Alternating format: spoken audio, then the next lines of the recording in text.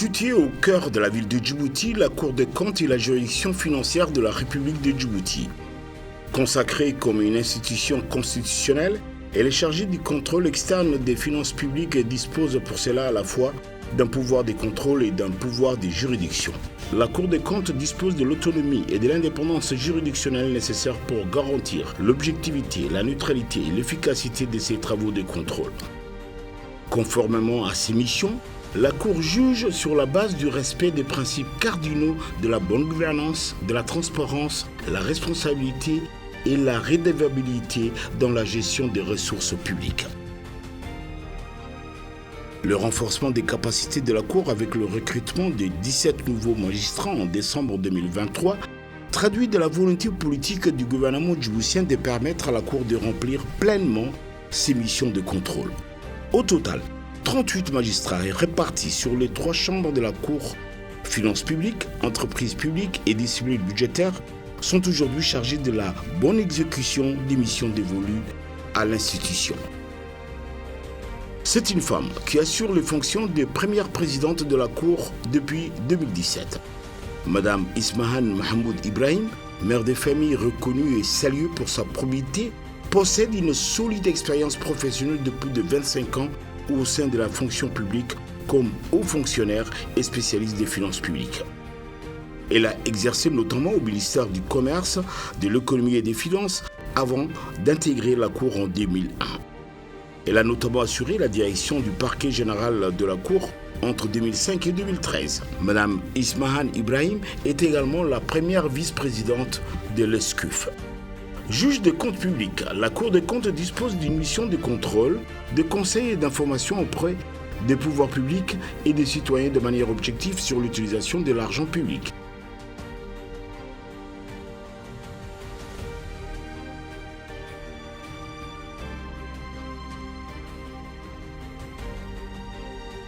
Chaque année, la Cour des comptes produit et remet au cours d'une cérémonie solennelle au président de la République et au président de l'Assemblée nationale 2 rapports sur la gestion des deniers publics.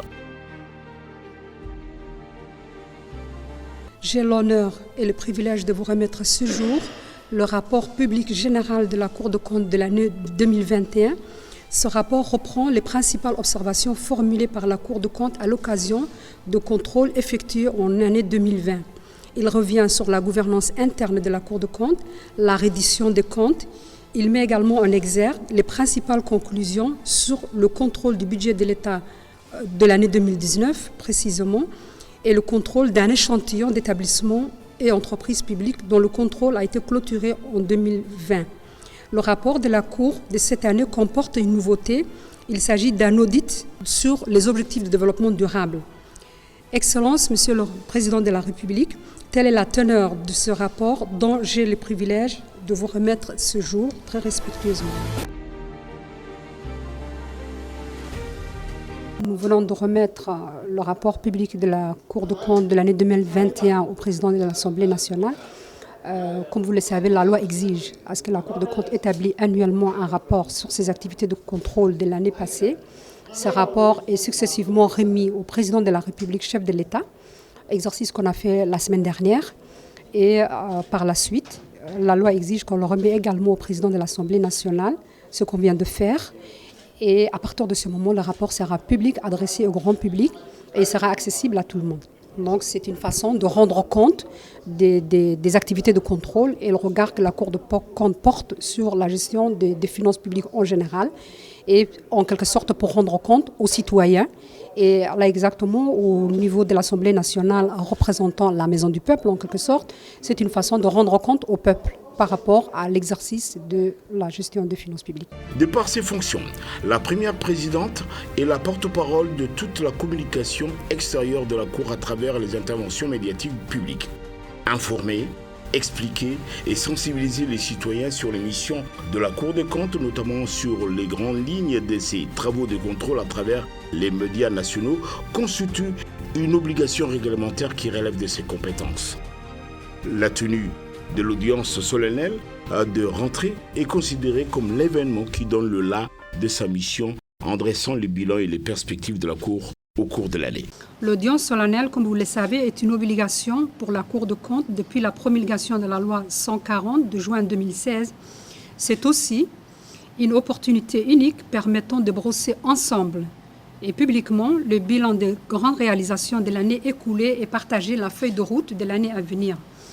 En ce moment solennel, si le bilan est comptabilisé globalement pour la Cour, toutefois, vos contributions prises à titre individuel ont permis d'atteindre le niveau de performance actuel de la juridiction qu'il faut dire qui s'améliore de jour en jour. Aussi, en cette circonstance, je félicite tous ceux qui se sont investis pour que notre institution soit chaque jour plus performante, plus crédible.